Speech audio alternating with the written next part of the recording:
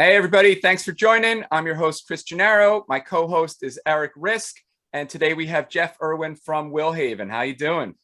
Good, man. Thanks for having me. Good. Welcome. Thank you.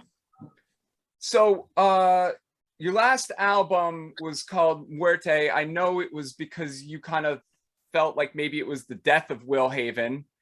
But I guess I gotta ask if there's life after death. I guess so. Yeah. I mean, we went into it thinking, it might be the last one. And then that was, I mean, when that came out, that was probably like our best year as far as touring wise and playing some really cool shows. And then we came home and then we're just like, yeah, let's just work on another record. So it's weird with us because we're a band, but we're all best friends. So it's more of just like us just hanging out because we hang out anyway. So why not just play music together? So the only reason we wouldn't keep playing is because, it costs money and it's really hard, especially now to get on the road. And it's a lot of work. So we probably still play music, but trying to make the Willhaven machine go is just sometimes really hard. So, so it's more just us. We want to like play music together. That's kind of the main issue that we do it. And if we have a label to put it out and stuff, so that's another thing too. Yeah, I think Mitch had a quote that I thought was hysterical, which he was like, going on tour means 1 hour of being a rock star and 23 hours of being a truck driver.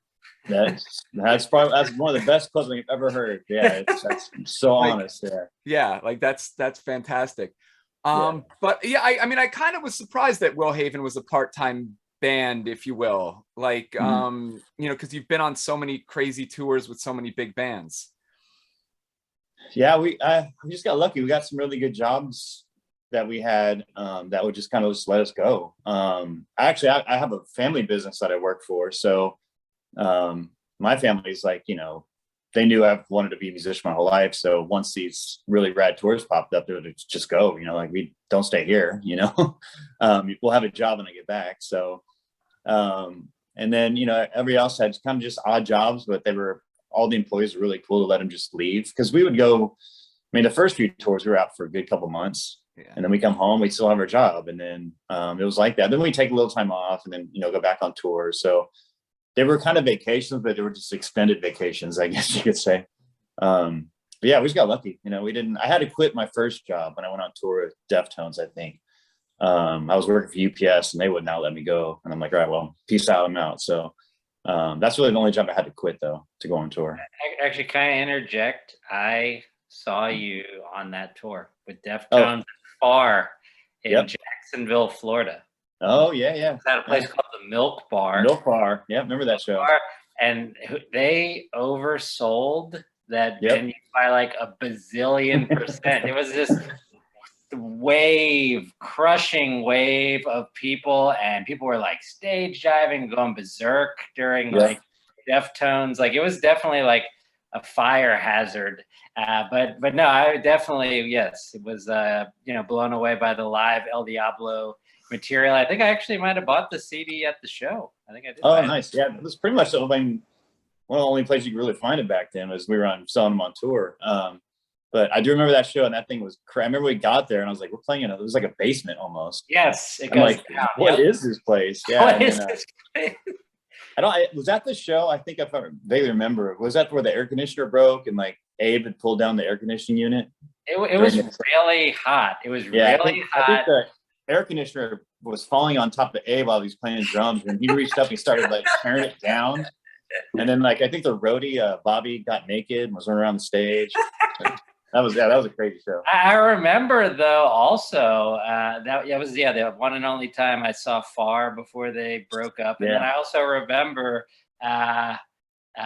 Chino, I think, dove into the audience and he had the mic and he's like, it's so hot. He's like, I'm tripping on acid. He like said he was tripping on acid. And like it was pretty fucking funny. It was memorable. It was definitely like one of those super memorable shows just because it was like, I don't know, a certain energy, and it was like first time, seeing a lot of these but not Deftones, but seeing like you guys and the other band, and before internet, before YouTube, before seeing any of this, it's just a different time, a different experience. Yeah. And we were young then. I mean, we were all us and Deftones, the Far guys, we were in our early 20s, like 23, I think, 22, 23. So like we were just out having fun. Like, I mean, we didn't even know. I mean, that was our first, well, we toured a little bit before that, but that was like our first really big tour that we'd done. And it's kind of like, they had put out their second record and they were touring a little bit. So it was kind of like our first trip around the United States, but we were all, us, Far and Deftones, we grew up together in Sacramento. So we're all best friends. And when you put us out on the road together, I mean, yeah, it's going to be chaos. And like the shows were just a blast. And like the shows carried over to the after parties and like you just rolled in the next town. And I mean, each band was trying to prove themselves too, like we were out there, no one knew who we were. So we were trying to like kick ass, and then Far was doing the same thing. And the Deftones were just full of energy. So it brought this really cool storm. Every time we played a show, it was chaos like that. And it was awesome. Cool. Yeah. You guys met at like Tower Records or something like that, I think I was reading. I initially met one of the Far guys I met at Tower. He worked at Tower Records. And so that's how I became friends with Far. And I ended up moving in with Sean. Like Sean Lopez was my roommate for, a long time. And me and him had started bands together.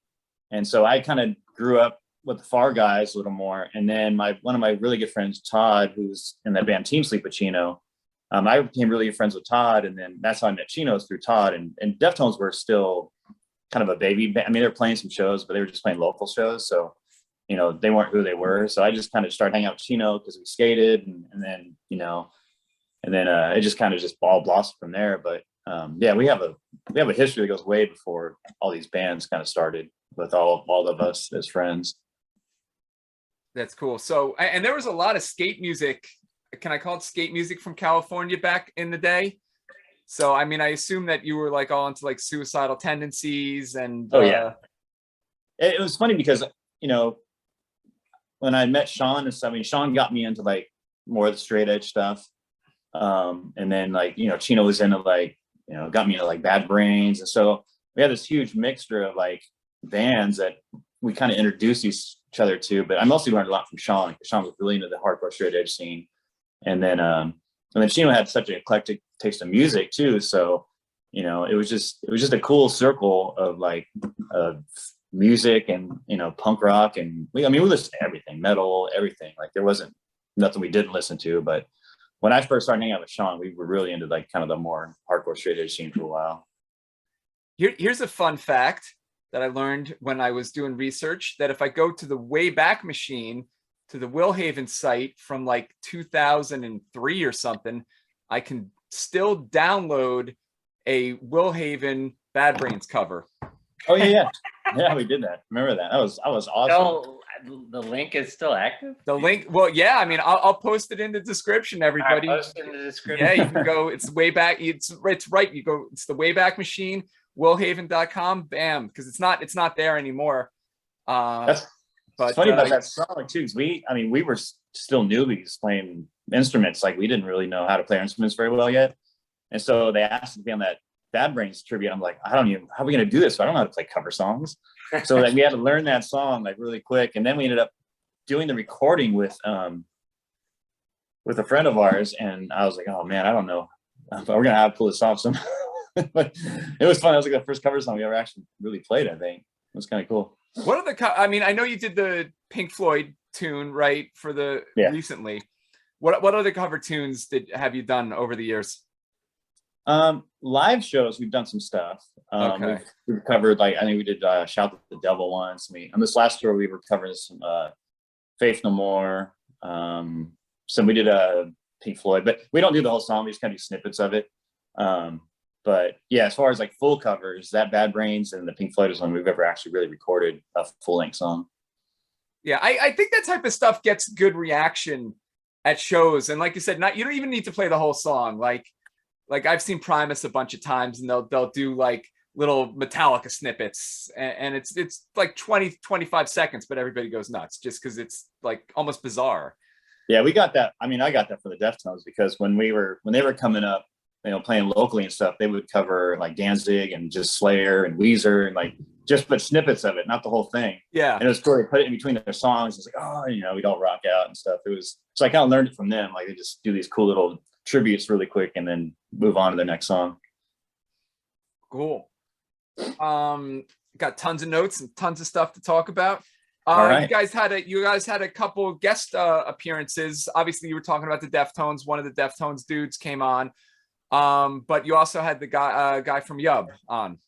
Yub, yeah, Mike, yeah. Mike's awesome. Got to know the Yub guys a long time ago. I think right when Willhaven broken up, that first time in 2001, we started Ghostride, a side project. And then I met the Yob guys through them because he had heard about Ghostride, but then he came out and said, yeah, I'm a huge Willhaven fan. I'm going to like take your new band on the road with us. So we did a couple shows of Yob, and then Iron Sloth did a couple shows of them too. And so I just became friends with Mike, and he's just super cool. We stayed at his house. We'd go up there in Portland and stuff. And then just, became friends with them. And then we were writing Muerte, that riff that I wrote. And I was like, that reminds me of something Mike would write. So I called him up. I was like, hey, do you want to sing on a record? Like, I think it'd be perfect. So he's like, yeah, dude, send it to me. So that's how that worked out. I've just known Mike for quite a while. He's just a super awesome dude. Love that guy to death. And I actually just saw y'all last week when they played in Sacramento. So that band's amazing. They're not even a band. They're just, I don't know what they are. They're just some powerhouse. They're just amazing. Yeah, I've never seen them, and I wish to at some point. Oh, you got to. Yeah, I know I got to. I just, well, I had kids, and then I got to. Yeah. Well, shit happens. Okay. I guess let's move. You want to move on to Iron Sloth then for a couple minutes? Sure. Yeah, that's fine. So obviously, I love Willhaven. Love that fucking Iron Sloth CD. I hasten to admit I'm not hasten, but I like the first one. The first one definitely sounds different than the second one. Obviously, you guys weren't on the second one. Yeah. But how did the Iron Sloth thing come to be, I guess, is the question. And then what happened that it stopped being? So when Willhaven was playing here, we met this band called Odd Man. And they're from Chico, which is like an hour away out of Sacramento, and became friends with those guys. And then Justin was the guitar player in Odd Man, and they were kind of like hardcore, heavy band, but so they played a lot of riffs. And then they broke up, and actually Kale had the other guitar player for Odd Man, or he was a drummer at the time. He came and played Willhaven for a little bit, and then but he remained really close with Justin. And then when everybody in Odd Man kind of went their own ways, Justin had to start writing riffs for his new project, which turned out to be Iron Sloth, and Kale was playing drums on it. And so it was just the two of them, and they had written a bunch of songs together. And then Justin came to us, and he's like, hey, you guys should, play on as my backing band. Kind of basically it was Willhaven, really. And I was like, yeah, sure. So, and Willhaven wasn't doing anything at the time. We were kind of broke. We were doing Ghostride. And I was like, yeah, I'd love to do it. Because some of the stuff I'd heard, I was like, it's heavy, it'd be awesome. So we just started writing, or he wrote most of the stuff, and we just canned and put our little stuff on it, and then played on the record. And then we toured a little bit on that first record, not big tours, just, around locally. But yeah, I love that record. It's awesome. But that was basically the brainchild of Justin. Like, that's him. He wrote almost all the riffs and sang it, and we just backed him up as a band and recorded on the record. But yeah, Justin's a genius. He's one of the best, like, heaviest songwriters I've ever heard. And I don't know, he just got, and then we went back to Willhaven. So that's when he got other members to join the Sloth. Okay. And that's when we wrote the second record. And then they did like a European, like a quick UK run, did something else. And then he just kind of quit. He just stopped playing. And then he moved out to the sticks somewhere. And then he just kind of became a hermit for a while and just quit music. So I don't know if he gelled the same with the other guys that he did with us. And it's just maybe just like, I just don't want to do music anymore. I don't know. But I'm proud of that first record. I love that record. It's heavy as hell. It's one of those records that'll stand the test of time. It's never going to get old. Yeah, no, so I guess it was just a matter of like, you guys had to go back to Willhaven, or wanted to go back to Willhaven, and maybe it wasn't like a real I mean, if you were just a backing band anyway. Yeah, I mean, we're trying to take it seriously. Justin's a character, you know. He's in the essence, he's a really punk rock guy, and he, you know, if there was a chance of getting any kind of publicity off it, he wasn't into it. So he just wanted to just play music and screw everything else. And I love that back in though. Like, I love people like that. It's like, I'm not playing music to get famous or make money. I just want to like play with my friends and create the heaviest stuff I can. And so, you know, he didn't want to take it too seriously, as we were like, oh, this could be good. But he was like, nah, you know, I just want to do this record and kind of just be done with it. And so it was kind of like a little pet project for him, really. It's a bummer because he's so talented. I mean, that kid is so talented. If he would have taken it more seriously, it could have been a different situation. But yeah, he just wasn't really into it. So like, okay, we'll just go back and do Willhaven or do something else. And so, but I'm honored to be on that record though. I mean, I listen to it all the time. Like, this is a great record for sure. Do you and Willhaven ever play the Iron Sloth tunes? I mean, I know practice. They're at practice, but not live. No, I wouldn't do that to Justin. That's his baby. That's, you know, and I kind of keep that a special thing, you know. Okay. And it's funny because it's only like the hardcore fans like will know of Iron Sloth, and so if you meet somebody that knows Iron Sloth, like, okay, you're pretty cool in my book, because it never got big. It was pretty underground, and it's one of those records you just kind of have to find, you know, just kind of stumbled upon. So I kind of like that. It's kind of underground, and it's Justin's baby, and I wouldn't want to mess with that, you know. But in practice, we jam it sometimes. Me and Mitch do. Yeah, it's still really good. Shit, yeah. I would love to hear you guys doing an Iron Sloth song as Willhaven. I just think that would be awesome. But I don't know if Grady could sing that. Justin had such a unique voice. Yeah, that's a big departure from Willhaven and Sloth. Yeah, is the vocals, you know. I don't know if I'd put Grady through that torture. I guess we said before the interview we were going to talk maybe about some of the hiatuses that you've done, and if there was a particular reason for that. I think you had a couple big like years hiatuses in the band. Yeah, I had a couple of them. Yeah. The first one came right after Carpe Diem. I think it came out maybe a year. We did a lot of really cool stuff on Carpe Diem, and then we did a really awesome UK tour. I mean, every show was sold out. We were just starting to kind of hit our peak.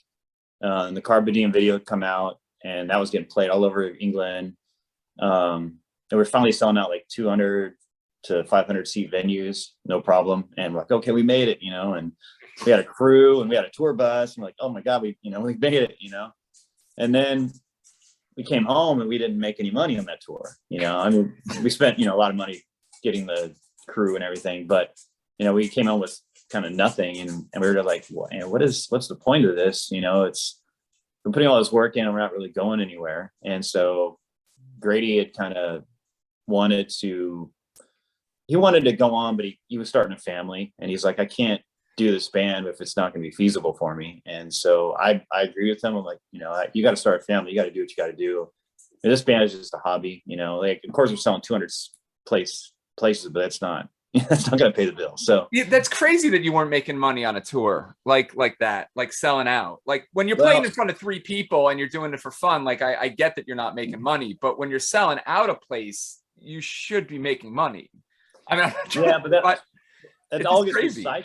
That's all gets recycled because we got to remember, we're not on a major label, so we were just on very small independent labels, and a lot of times we'd have to front the money just to get, I mean, we do that today. We have to front the money to get over there.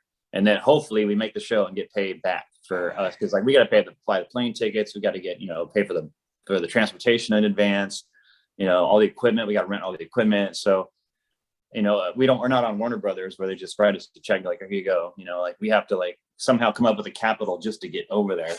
Mm-hmm. So we're just paying ourselves back. So luckily we don't get, you know, lose money on it, but we don't make any money. We just kind of break even every time we go on tour. So, you know, and by the time that was coming around, we were getting in our late 20s, almost to our 30s. And, you know, Grady wanted to start a family, and and he was thinking about going back to school. And I was like, I understand, you know, like this band's just for fun. And if you want to make a living, this is probably not the best thing to do it, or, you know. So we kind of just decided, well, if Grady's not going to be in it, we're done. You know, we're just going to break up because you can't replace Grady. I mean, he's the original member. You know, me and him have been best friends since 5th grade. And like, I want to play even without him. So we just kind of just broke up. And for me, I was sad, but also excited to start a new project, you know, start something new and fresh, and just see what I could come up with. And so that's when we started Ghostride, and then ended up doing Iron Sloth stuff. So, and even that first hiatus, like I was still being productive, still having fun, you know. So it was sad to see William go, but I was kind of excited to start a new chapter too. I remember hearing that Ghostride record. I think it might have been on, was it, that site no longer exists? Maybe Pure Volume. Pure Volume. Does that sound like a site, or was it MySpace? Maybe it had the singer Tin Fed. Yeah. Ray. Yeah, he grew up in Sacramento. I was really friends of ours. And so, when we started Ghostride, we didn't have a singer at all. We were just kind of writing music, and then I asked Ray. I was like, "Hey, do you want to join Ghostride?" He said, "Yeah, I'll do it." So we had a singer. That was like the first real singer I ever had, you know, actually get somebody could sing. And so I was stoked on that. And then we did have a label. I can't remember what label it was. It was just a small independent label. I think they were based in the UK. And so we put out that record, and then we did a UK tour with Biffy Clyro. Okay. Yeah. And then we did that tour, and then that was it. We just basically did that. And then right after that is when Grady kind of was itching to kind of do some more music. So it was kind of short-lived, but it was fun. I mean, we got to tour a little bit on it, and I think I love that record. The record's really cool. So Grady did not sing on Hierophant, right? Correct. Yeah, no, he didn't. Yeah, okay. Which is weird because when I was listening to that, it almost sounds like him. So, like, was that a conscious decision? Because I think that was the other Jeff, correct, that was singing on it? Yeah, so it was kind of we had written a bunch of stuff already, and we were actually recorded some demos of Grady. Grady was on some of the demos. And then in the recording, we actually recorded that at Sean Lopez's house from far. He has his own recording studio at his house. And so we went down and stayed with him, and Chino basically lived behind Sean. So their fences met up, their backyards kind of met up. So we would I'd stay the night at Chino's house, and then just hop the fence to go to Sean's house to record the record. And Chino would come over, and Chino was kind of helping produce the record, kind of he was there and giving us ideas and stuff. So during that process, Chino's like, "Hey, when we finish this record, we should go on tour together again." And we're like, "Yeah, that'd be awesome." And so the music was done, and then Grady was like, "I don't think I can do this." I don't know if he had something going on, or something came up where he just couldn't do the record. And I was like, "Oh, great, we have this music done. What are we going to do?" So Jeff Jaworski, who we've known forever too, he's actually Sean Lopez's best friend. So, and I've known Jeff forever, and Jeff was in a band called Red Tape, and they were on Roadrunner. And so he has he's a seasoned singer. And he does have a similar voice to Grady's a little bit. And he was the first guy I called. I was like, "Jeff, we got to finish this record. And then we got this tour of Deftones, and can you step in for Grady? And because everything's pretty much done, we just need you to finish it." So he came in and just saved the day, really. He went down to Sean's house, and him and Sean worked together and just finished the record. And then, I had to call Chino and say, "Hey, Grady can't do it, but Jeff is, but we still want to go." And he was gracious enough to say, "Yeah, you guys can still come out still." It was a bad time just for him. Grady kind of just not be able to finish the record was kind of a bummer, but Jeff's such a great guy, and he's one of my best friends, and just having him be in the band was awesome. And I think he did a great job because he came in there just so last minute. He actually took lyrics from Grady's demos that he did and kind of made his own puzzle out of it and finished the lyrics. And I mean, so yeah, Jeff kind of saved our life, because if he had not done it, I think I would have just scrapped the whole thing, and who knows where we would have been now. So you did name a song after him previously, right? Or am I WHN? Yeah. That was kind of a nod to because his band Red Tape. I don't know if you guys have heard them or not, but they were kind of more punk rock, DRI kind of sounding. I've heard them. Yeah. So when we wrote Jaworski, it was kind of that more punk rock. I was kind of my nod to like Red Tape and Neurosis, like early Neurosis. Okay. And so I figured the only guy that we need to have a vocal on it would be Jaworski. So actually Jaworski sings on that song. He sings Do You Want a Piece of Me? And so we just named a song after him basically. And then back then we would kind of, instead of having like working song titles, we would name the songs after our friends. And then so Jaworski just stuck. And then Slopez, the song Slopez off WHM's, that's for Sean Lopez. Oh, okay. That's for Sean. So yeah, we name all of our best friends after songs, and sometimes they would just stay, and sometimes we would get rid of most of them, but those two sucked. Yeah, I feel like a lot of bands do like have weird things for working titles. Oh yeah.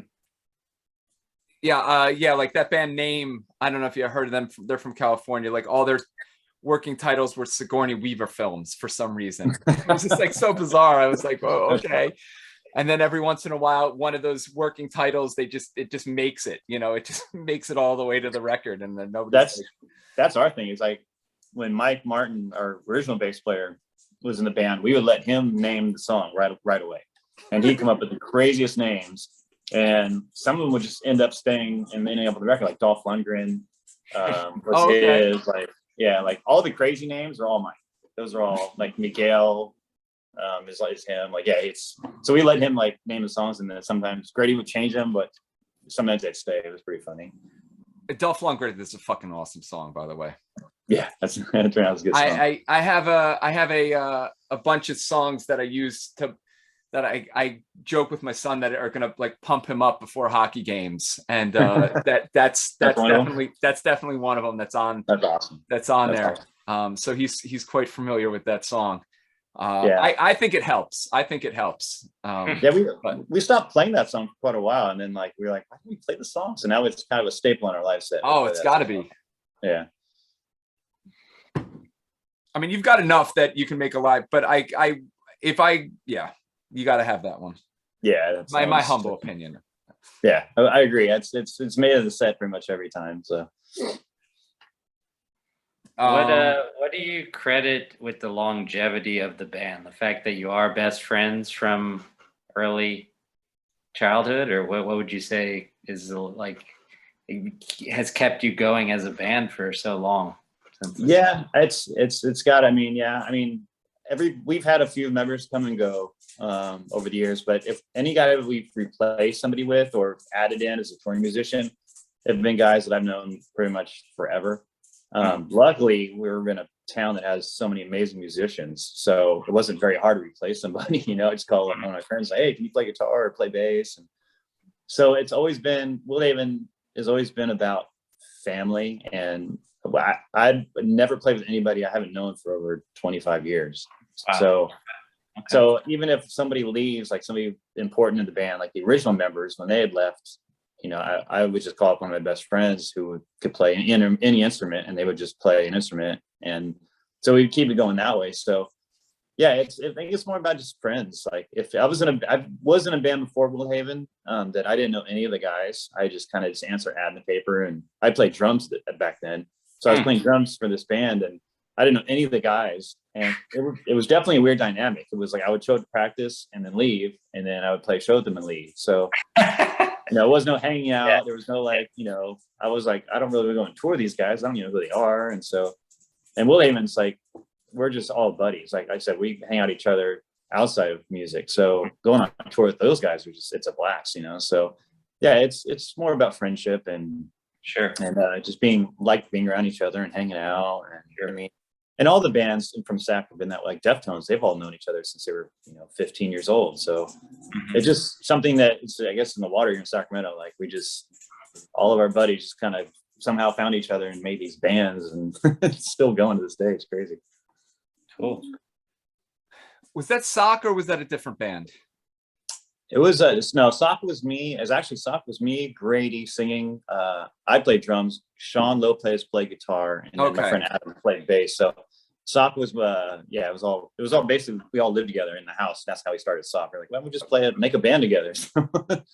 But this was a band called Madison Dean, and we were kind of like, I was at a music store one day and I saw this ad on the wall and they said looking for a drummer, and I was like, I just took the number. I was like, I'm bored. I want to go just see if I can jam with some people. So I called them up and went over there and jammed with them. They were much older than I were, and so I was like the young kid in this older guy band, but they were really good musicians. So it's like super real. I mean, the guitar player in that band was amazing, and we kind of sound like a really kind of a darker Police kind of. But the singer wanted to be kind of Keith Richards, which is kind of funny. But the music wasn't bad though. But I learned so much from playing with those guys because they were so good musicians, and I was like, I gotta keep up with these guys. So I learned a lot playing with those guys. So it was awesome. But then, so when I went to Sock, it was a completely different style, you know. Yeah. So, but I owe a lot of my learning how to play drums in a band was with those guys. So yeah, it was cool. It's a good learning experience. Yeah, you can still catch some of some of that Sock stuff is on YouTube. I found a bunch of it. So, and it's got it's definitely got more of a hardcore vibe, like late 80s hardcore vibe than necessarily what Will Haven. I personally, I love that record. The only thing that's kind of crappy about it is Grady, when we recorded that demo, because we did it live, all the songs are live. We didn't really record a record. It's just those songs were recorded at studio but live. And unfortunately, Grady had laryngitis. So but the day we went to go record it, he had no voice at all. I didn't even know how he sang on that record. He had no voice, but we'd already booked the time and everything. We're like, well, just get through it. So the only thing I regret is I wish Grady wasn't sick and he could have his normal voice on that thing, because it would have made that record, awesome. But the music's amazing. Like, I love that record. And I always tell Sean, like, we should go re-record it or do something, and like put it out again, because a lot of the songs are really good. So is that going to happen, or is that just like a funny joke thing that you sort of?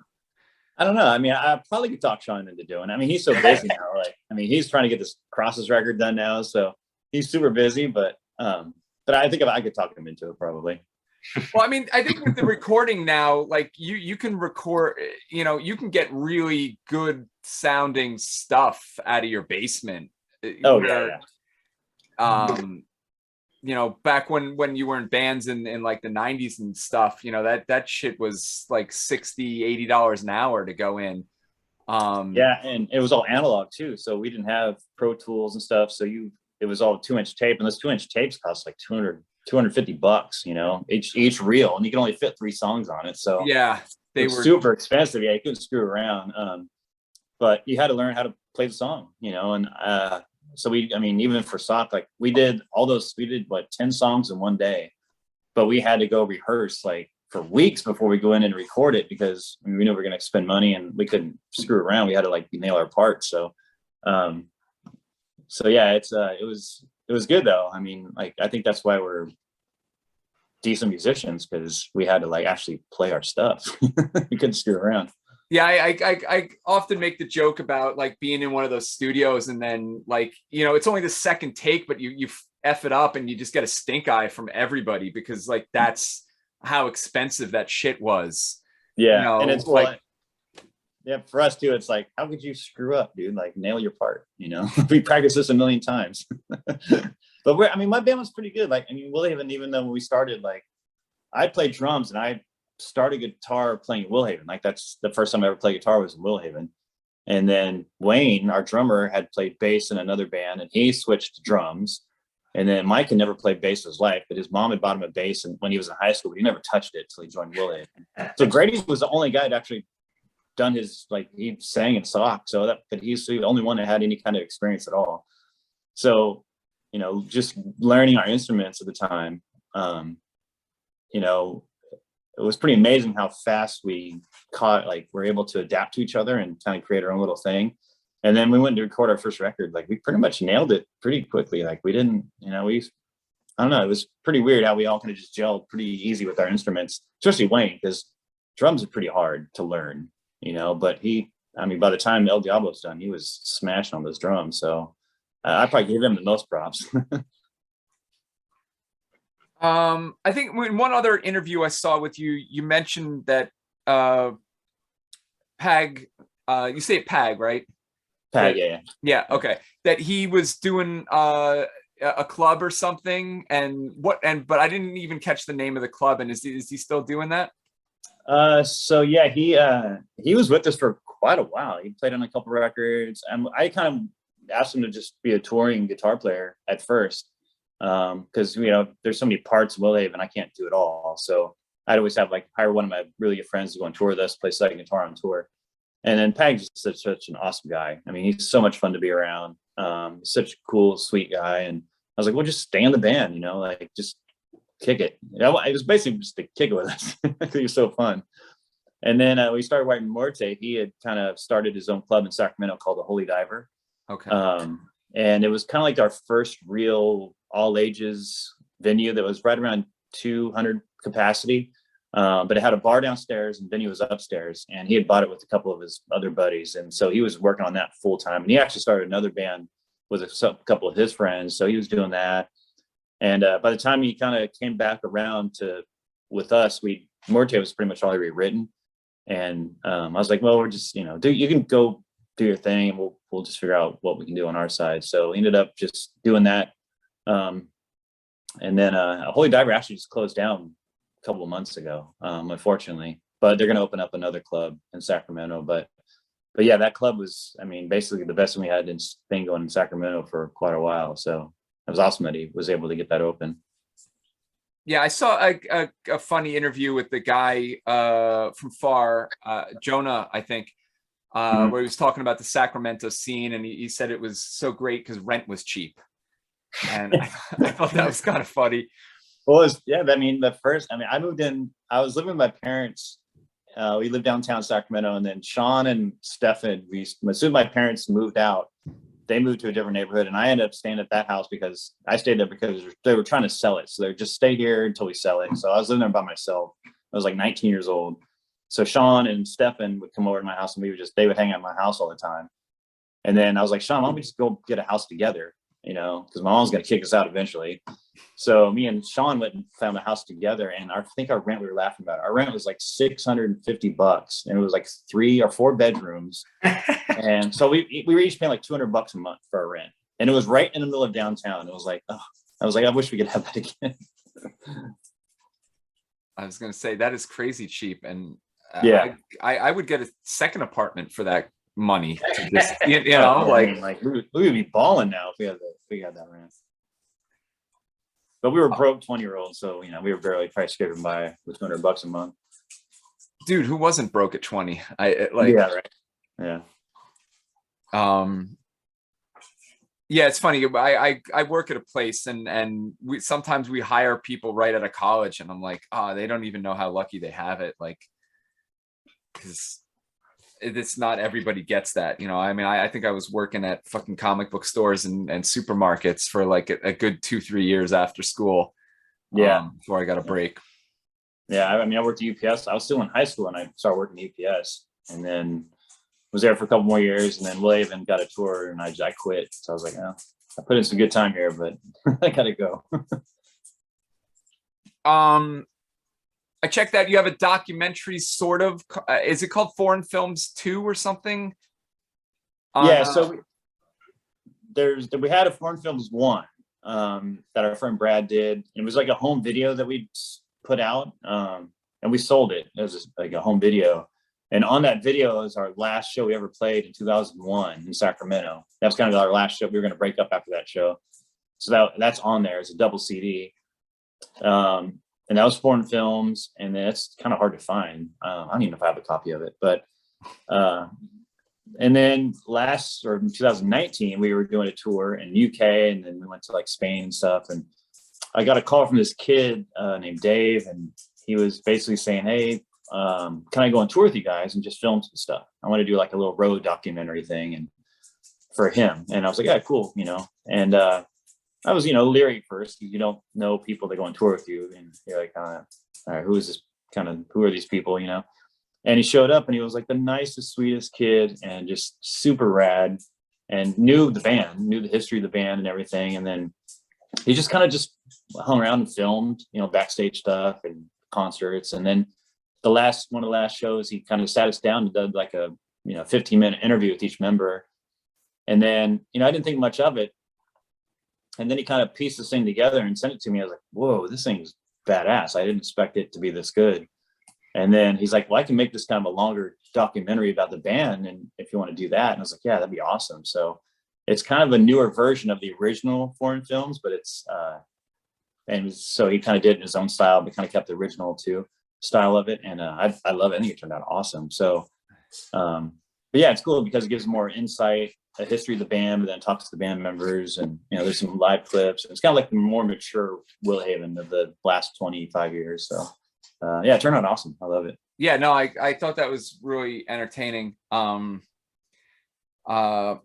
and I was going to ask you about one of the other videos about the guy dragging the heart on the bicycle. Oh, Carpe Diem video. Yeah. I was like, now who was that, you, or who was the main guy in that video? That was Grady. Okay. Yeah. And that with the neck thing, but what did you guys get is that a real heart that he's dragging on the bicycle, or? Yeah, so that whole thing, so that was done by a friend, Brad, who actually did Foreign Films 1. Brad's just an old friend of ours, and he had kind of filmed a couple of videos, and he was like kind of the only guy that had a really good camera. And I was like, hey, we want to do this music video. And he's like, yeah, I'll do it. So came out with this like storyline. He basically came up with the storyline of Grady losing his voice. He wakes up, can't find his voice, and his girlfriend steals it, gives it to our bass player, and then they keep it on ice, and then they're gonna sell it or whatever, and then Grady finds out who it is, and then at the end, like, he gets it back, but then he like tears out his heart and throws it at him because basically you broke my heart by stealing my voice and taking my girl, and so that was kind of like the whole scenario of the video. And then in the meantime, we were kind of just coming up with things to make the story fit or whatever. And so there's a whole bunch of cameos, and like Chino's in there, and that was just random because he called me and he said, what are you doing? I'm like, well, we're filming a video, come hang out. So he only lived like a couple blocks away where we filmed that video, and he shows up, and he's on his little scooter and he's just hanging out, and I was like, why don't you be in the video? He's like, what do you want me to do? I was like, well, why don't you like drive Grady's car and he can carjack you or something, And so he's like, I'll do it. So we ended up filmed that night with Chino. He just come over to hang out, and we ended up using him in the video. And then the bum in the video, that you see, there's a bum and he's drinking beer or whatever. That's Jeff Jaworski. He's the bum in the video. And then we have a couple other friends in the video. So it was just like, it was a fun night. We filmed that all in one night. And it was at Mike's house in Sacramento. And we just it was more of just a campy, like, fun video. We didn't think much of it. We were just like, let's just make a fun video and just kind of put them on a website or something. And then little did we know, MTV, like, we were actually on a label in Europe that was fairly well known, and then MTV called them up and were interested in picking up the video. And then the box, they have, like, I don't know if you guys remember the box, they had that here in the United States, where you call up and you can rent a video or whatever. Okay. They had it over there. They had it over there, and then that thing got played all the time on the box. Like, I think because Chino was in it, people were like, oh my God, it's Chino, like, watch this video. And so it just blew up. And then that basically kind of sparked like the real surgeons for Will Haven on that record. So that's kind of like introduced us to a lot more people, because that video just kept getting played over and over again. So yeah, that little campy video turned out to be kind of one of our biggest landmarks, I guess, which is funny. Yeah, it's a little corny, but it's still fun. It was supposed to be, though. It was supposed to be kind of campy and fun, and like, we weren't taking ourselves seriously. We didn't have any budget. There was no money. The only money we spent was buying that real heart and that whatever Grady used on the thing. That's the only money we ever spent on that whole video, and some gas. But yeah, we didn't have any money. We had no budget. We're just kind of like, just make something fun, Now, the other video you guys have has a lot of really cool visuals. I hate to say it, I kind of wish the lyrics weren't like all over it. But the one with Stefan? Yes. El Sol. Yeah. Yes, Soul. The visuals on that are super awesome. Like, yes, that was done by this guy Brian Cox. He's done some pretty big videos, and he's been on tour with a bunch of big bands, and the guy that runs our label, Brad, he had known him from somewhere, and so he called him up and say, hey, I got this band Willhaven. He's like, oh, I know Willhaven. He's all, would you want to do some stuff for their video? And he's like, yeah. So he was actually on tour with somebody, and I think they were in Australia, and he just went around and filmed just stuff in Australia, basically. And then he just kind of meshed it in with the music, and then he put the lyrics on there. But yeah, it was just him. He just went out one day, just started filming just random scenes, and then just kind of made a video out of it, because he was on the other side of the world, so we really couldn't do a full video with him. But that turned out cool, Yeah, no, I just, that was just awesome to watch. Yeah. And he actually did our second video for that record, Hewed the Brand. He actually, we did that with him personally in Sacramento. So that was the same guy. I did say I was going to talk to you a little bit about Pink Floyd. Mm-hmm. So let's do it. Post Roger Waters Pink Floyd, yay or nay? Oh yeah, I love him. Okay. Yeah, I mean, that was the first time that's how I found out about Pink Floyd, really. I mean, I growing up, you hear Another Brick in the Wall and all this stuff. And so I knew some of the hits, but my mom had got me tickets to go see him in 1987 in Sacramento on Momentary Lapse of Reason tour. Okay. And I didn't know who they were. I mean, I knew the name, but I didn't know their catalog very well. And then my mom had ended up not going, so I ended up taking one of my friends. And I was like, what, 13? I think it was a freshman in high school. And one of my friends, I was in the marching band in high school, and I played drums, and my friend also played drums, the snare drum, and he was a senior. And so mom's like, well, if you go with him, I'll let you go. I'll let you two go together, because he was 18. So I ended up going with him, and we had like seats probably about maybe 12 rows back from the stage. Oh shit. And yeah, and I was just sitting there like going, holy crap, what the hell is going on? Like, I'd never seen anything like that. I mean, the lasers, the show, the pyrotechnics, they were so loud, and they played in this they played in this football stadium, but it was the junior college football stadium, so it only held maybe 20,000 people.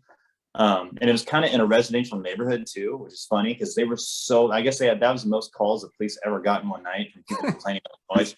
It was so loud, but it was so amazing. And I walked away from that concert going, this band just kicked my ass. Like, I need to find out everything about him. So that night after that, I was like, I got in every record, Momentary Lapse was my favorite record, of course, that was the record they were touring on. So I dove into that, and then got into their older stuff and realized how amazing Dark Side of the Moon was. And then I just became a super fan after that. And then, I love Division Bell. I saw him on the Division Bell tour twice too. I got to see him 2 more times. So it's one of those bands unless you get immersed in it, you don't understand how amazing they are. Just how sonic they are, and how their lyrics, and they're just insane musicians. I mean, they're one band that doesn't sound like anybody else in this whole world. So they're amazing. They've been a huge influence on me. It's funny, you were probably pretty lucky to get those tickets, because I feel like nowadays, if tickets like those would be like $300 a pop, like crazy stupid. Yeah, I remember my mom going, I got tickets to see Pink Floyd. I'm like, cool, like whatever.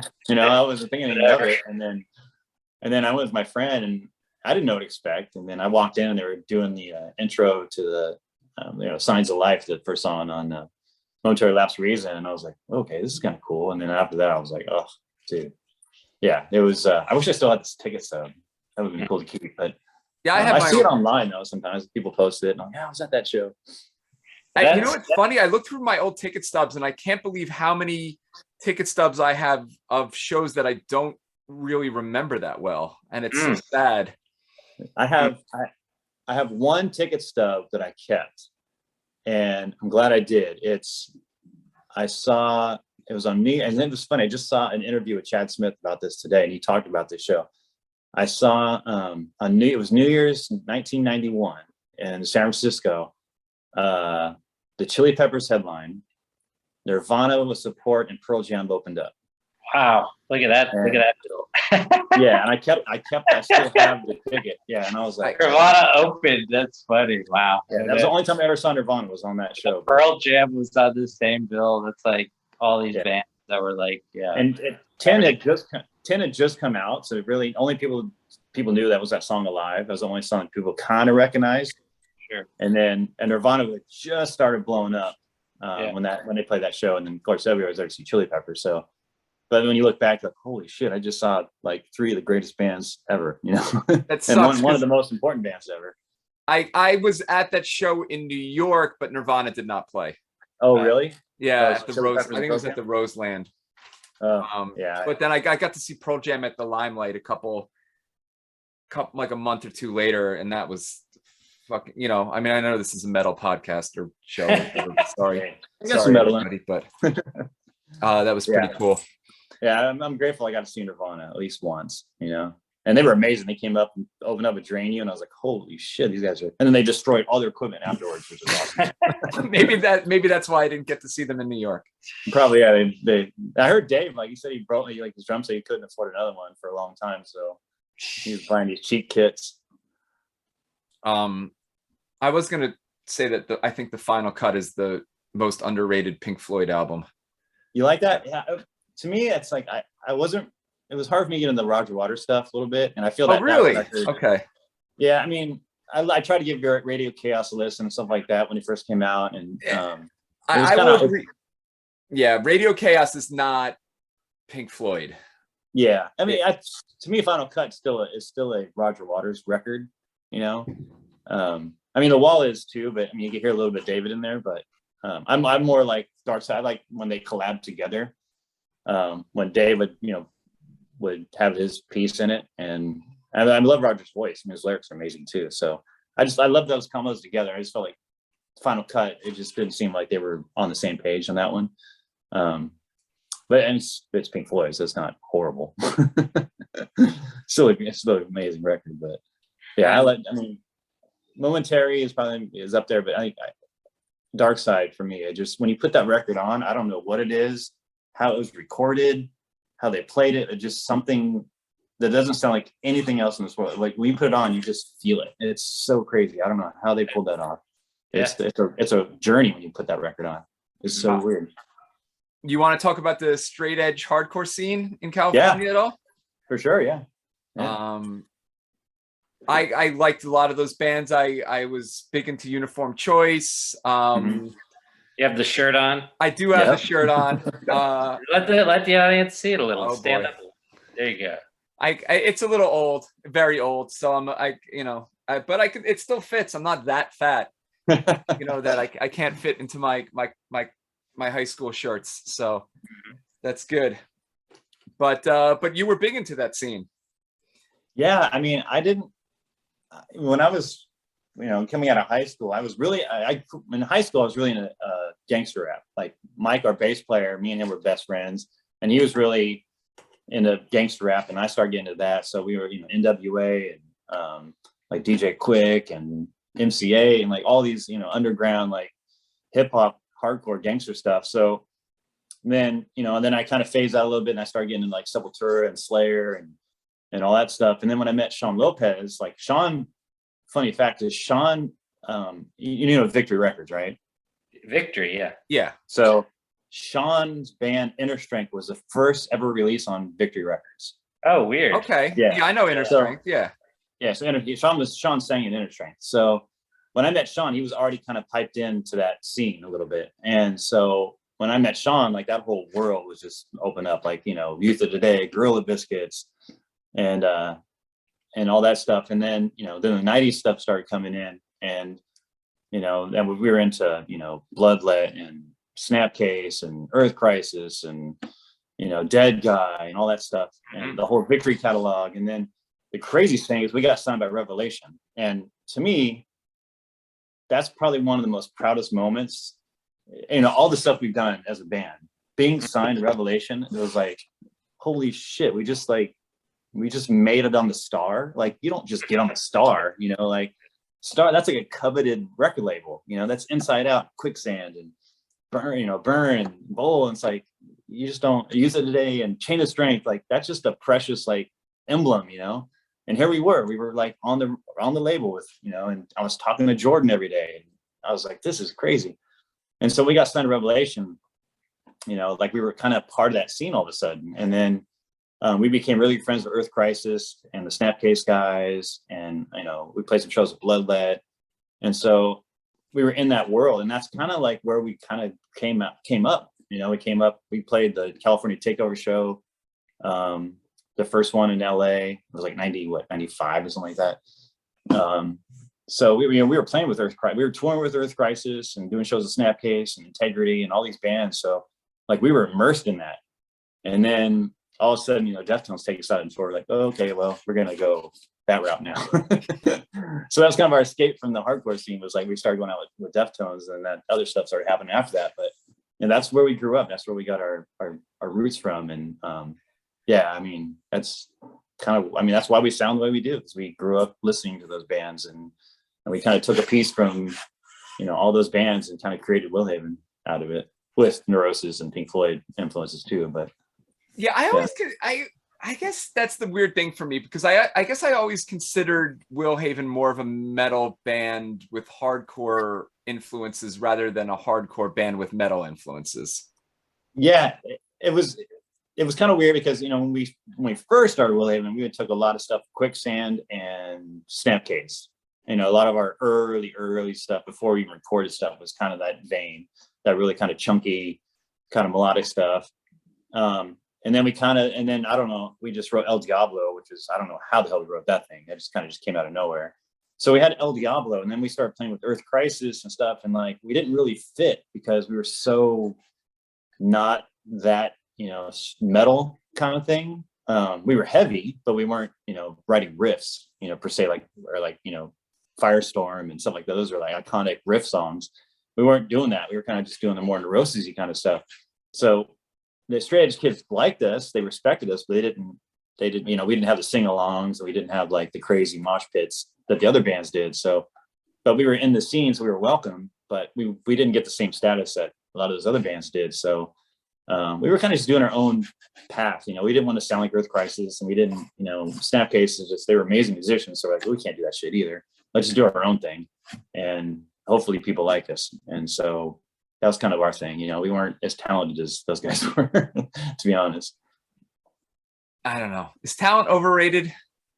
Because what? Yeah. I don't know. Well, songwriting.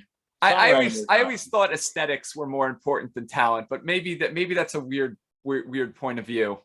Well, it's kind of weird because now we look at talent as like, everybody wants to do the gent stuff, and they want to basically like show what they can do instead of writing songs. Yeah. And so, but back in the 90s, songs were more important than how good you were. You know, you had to have a song. Yeah. So I mean, a lot of those guys, like, I mean, they could probably, like Snapcase had probably done the craziest stuff ever, but they knew that the songs were what needed to be served, not how good they were. So it was just a different time, you know. And I mean, we could probably all blame Meshuggah for this mess they've made, right? Like, everybody wants to be Meshuggah, and you can't. I mean, no one can be Meshuggah.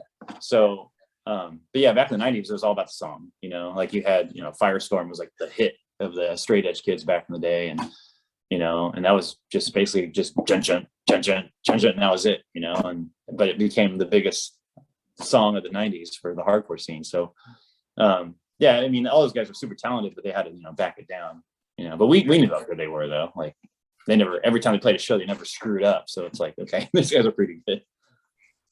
I think you were saying in another interview that you like Meshuggah, but you don't like any of the bands that copy Meshuggah.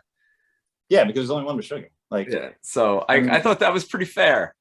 Yeah, I mean, like, it's, those guys are so insanely, like, they're just geniuses, you know, like, and they were doing this stuff way before like anybody else. And yeah, I mean, you listen to Chaos Fear and all that stuff, like, holy shit, dude. Like, I remember that when that record came out, we and a bunch of guys who lived together in Willhaven, and Stefan from Deftones had come over to our house, and you know, we were sitting in the living room, and he comes and sits down in a chair, and we have a stereo in the living room, and he's like, he just stops what we were playing, and he puts that CD on. He's like, you guys fucking listen to this.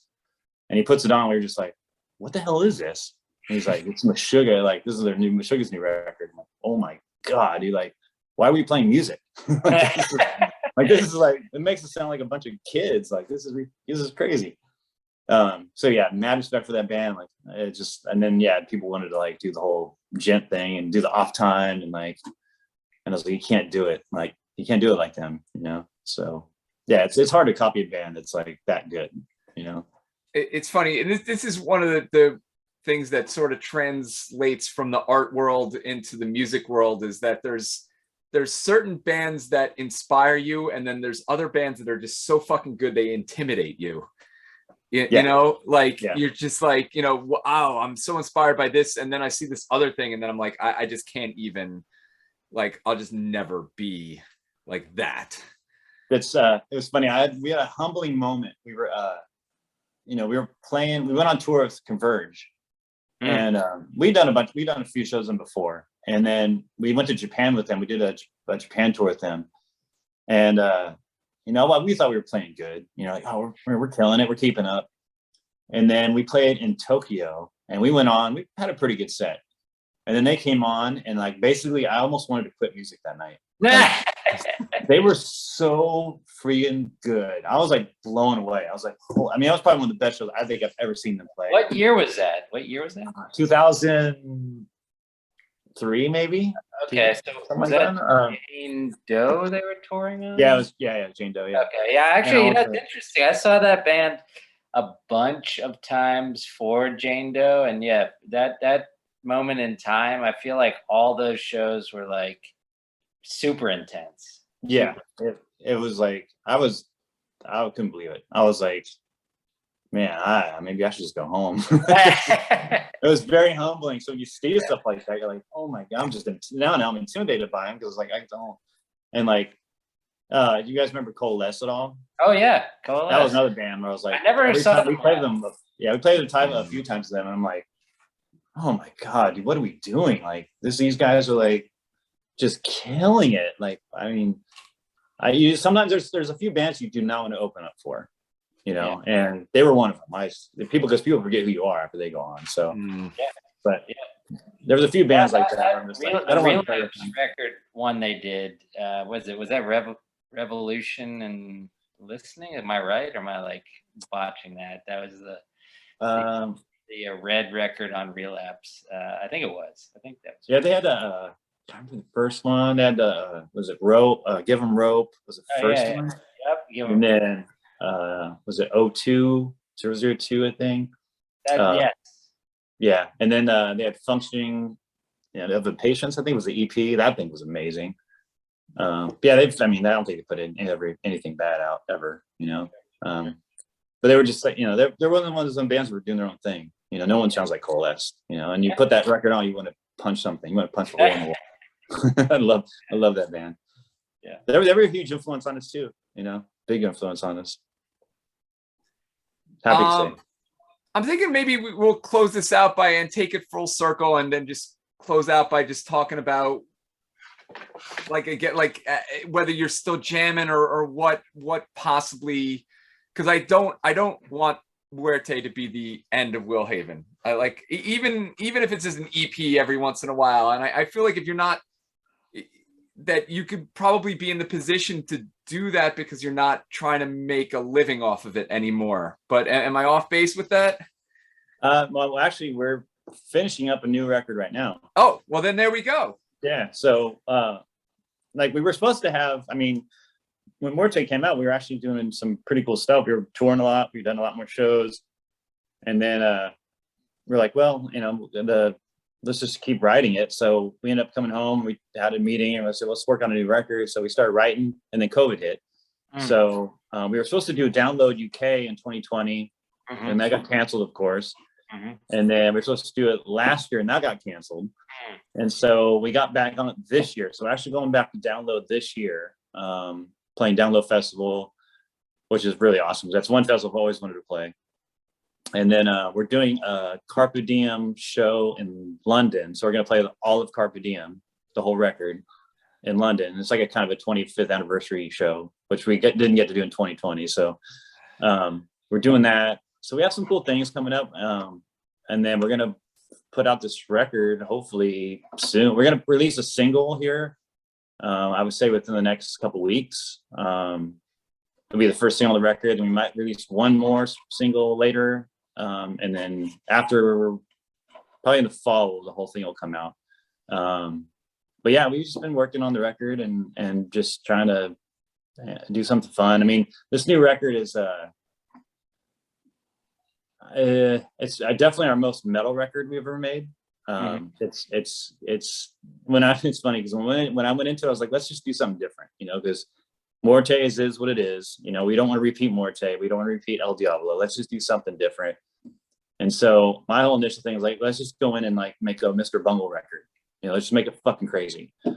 And that was my intention. And then, you know, we had to pull stuff back. You know, it couldn't get that crazy and kind of water it down. But it's crazy. It's chaotic. It's fast. It just basically is, you know, growing up with in that world with like, you know, Earth Crisis and playing it soft, like I was like, we need to make a record with just riffs, you know, we haven't really done that, you know. So this is kind of our riff record, where we're basically just crunching the whole time and just like riffs after riff, and like no riff really repeats itself at all. It's chaotic. So this is going to be it's a fun record for us. You know, I'm curious how the William fans will think of it, because it's not so, I mean, there's a couple atmospheric songs on it, but it's not like, it's definitely different than Muerte. So, so we're putting something out, you know, it's just more of a fun record for us, just to have some new songs and do something different and just make a metal record. But not a typical metal record. It doesn't sound, I would say it's a cross, don't you know, the Sloth, it's kind of a cross between Iron Sloth and Cannibal Corpse. That's kind of what I kind of feel with it a little bit. Oh, fucking A. That's music hopefully to my people ears. like it. Yeah, hopefully people like it, because it's different, but you know, I love it. I think it's a fun record, and it's gonna be fun to play live. So is it recorded already, or is it just written already? It's recorded. Grady has he's recorded maybe 3 vocals. He has a few more to go. So it's still in the process of being finished, but we have probably about 3 or 2 songs that are completely done. One has already been mastered and mixed and everything, and that's gonna be our first single. And we're doing a video for it right now. So hopefully in the next couple of weeks we'll release it. So yeah, it's been the process since 2020 though. We started writing, and then like we actually during COVID, we just went in and started, you know, recording stuff, like song here and there, take a weeks off, do another one, go back in and change it. So this has kind of been the process for 2 years now. So because we couldn't do anything, we couldn't play shows, we couldn't do anything, so we're just kind of. Who recorded the new record? Who recorded? Same guy did Muerte, Joe Johnson here in Sacramento. So yeah, I mean, I live like 10 minutes from his studio, so it was just easy for me to go to the studio and just record stuff and work with him. Yeah, sure. So, just our buddy. What label is it? Is it going to be on the same label as? Yeah, mine has said Brad. Yeah, he's trying to maybe get it a different, or maybe get like a license with it so he can get out a little more. But Brad's awesome. You know, he's the guy we know forever, and he has his own label, and we're like, we'll just do it with somebody that we enjoy doing business with, because you know, some labels you never talk to the people, you know, you have one per A&R person and you don't talk to anybody else, and you go through all these hoops. With Brad, it's like he owns the label, he runs everything, so I just call him and say, hey, like, what do you think of this? What do you want to do this? And it's easy. So, you know, he's not the biggest label, he doesn't have, you know, all the backing, but I mean, he gets the job done and gets the word out. And so hopefully with a licensing deal, we can, you know, it can help him out a little bit. So yeah, we're just having fun, you know, and it's just nice to put music out. It's just kind of the share our stuff with the world is all we really want to do. Yeah, I often say that I like at least as far as my metal is concerned, but really everything, like I love either really heavy shit or really dark shit. And that's where I think Will Haven does me justice, is because it's like both of those things. Yeah, you have got stuff that I would say, oh, this is a doom band, and then other stuff where I'm like, no, this is like what Eric, what do you call like caveman, like just brutal death, like you know, but like kind of like what, like more sludgy, or like there's like you've got a lot of sludge stuff, a lot of doom stuff, but it all works, you know. Yeah, I mean that's all our influences though, you know. It's like I love Pink Floyd. They're my favorite band in the world. And so I want to have that atmospheric stuff that they have, like on Dark Side of the Moon. But then I love like Iron Sloth, and I try to combine those two worlds to where you can have something super heavy, but something still like melodic about it. Sure. And that's kind of always been a recipe, is like, all right, we got to make something super heavy. We got to put something pretty over it to make it different. And but I think every record we've tried, I mean, El Diablo is like a brew turn. Like, okay, we put this out now. And WHVN was just, more 90s kind of hardcore, chaotic kind of stuff.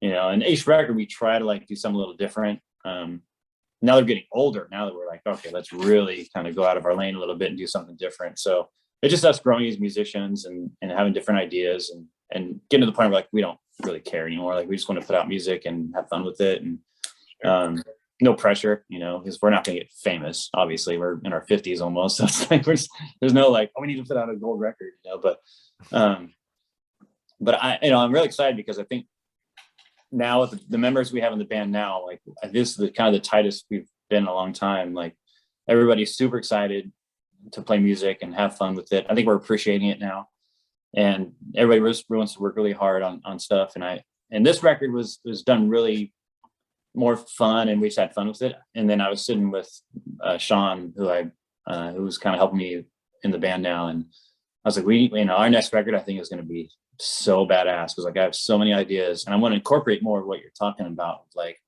make it really atmospheric but super heavy and just really cool. And so I'm kind of excited to actually start writing some more new stuff too. So yeah, it's like William's going to be a progression, until we get tired of it, but it'll always be some kind of progression.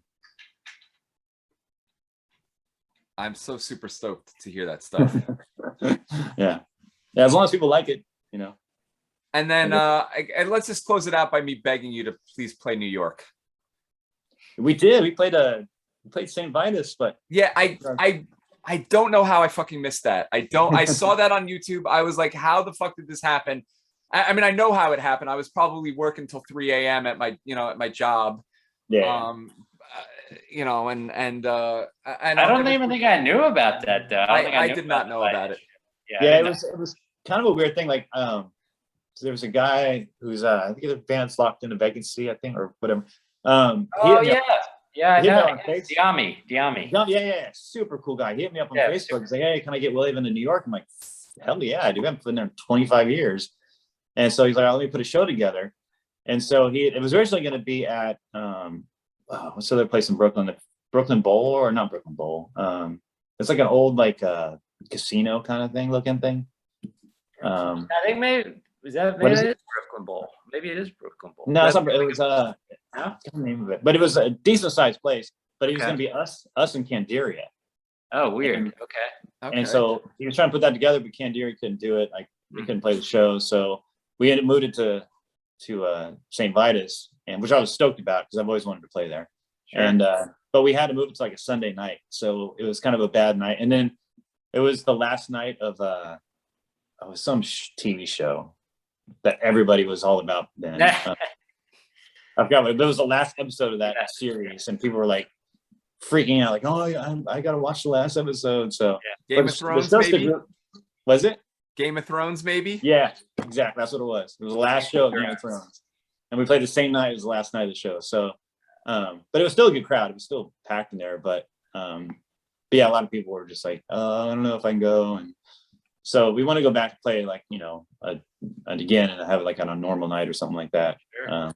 But yeah, it was fun. I mean, it was so rad being there because we got there a day early and just cruised around New York and cruised around Brooklyn, and it was fun. And yeah, the guys treated us so good and paid us well, and it was fun. It was a blast. Like I was surprised anybody showed up because we hadn't been there since Deftones tour. Maybe it was crazy. Yeah. So it had been like 25 years, and there was still a lot of people there. So I was stoked on that. Yeah. Fuck. We'll come back. I need to hit up Diamond again and see if we can get back over there and do something again. Okay. Yeah, definitely. If you play New York, 100%. I don't care if it's Game of Thrones comes back. I don't care what happens. I will skip Game of Thrones. I will totally see that show. I will definitely email you guys and let you guys know when this happens. Yeah. Cool. Okay. I think we're going to close it out. See everybody later. Thanks for joining. And thanks, Jeff. Thanks for joining. Yeah, thanks for having me. I appreciate it. Yeah, Totally. Anytime. I'm always down to talk hardcore and metal and Pink Floyd. So. Oh fuck! Don't tempt me. I'll have you on every other week. Okay. There you go. I'll co-host with you. Later. All right, guys.